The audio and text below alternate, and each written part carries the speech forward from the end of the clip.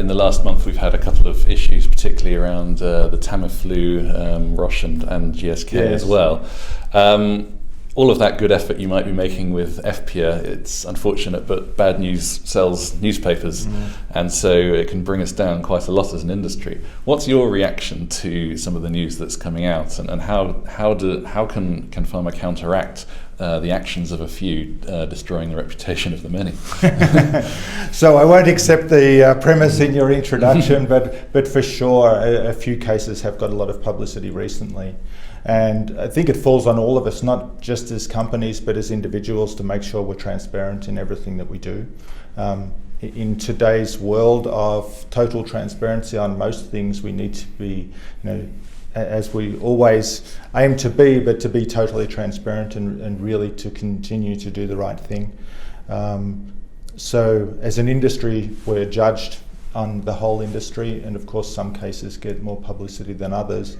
That's the case in the industry. It tends to be that, as you say, bad news sells newspapers and now sells media generally, and good news is not always real news, and I think that's part of the battle, is to get out the real news and the good news topics as well.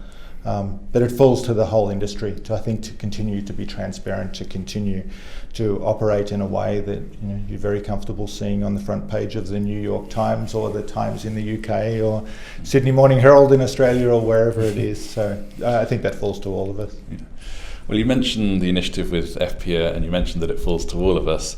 That's very true. When one company, though, makes a mistake, it, as you say, affects everybody. So is there any differentiation as a corporate level that you could provide for, say, Boehringer, that hasn't necessarily been involved in these same controversies?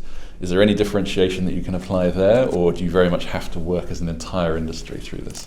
We do both. So we certainly work heavily with FPIA and with Pharma and the other associations to be part of the initiatives that are happening there.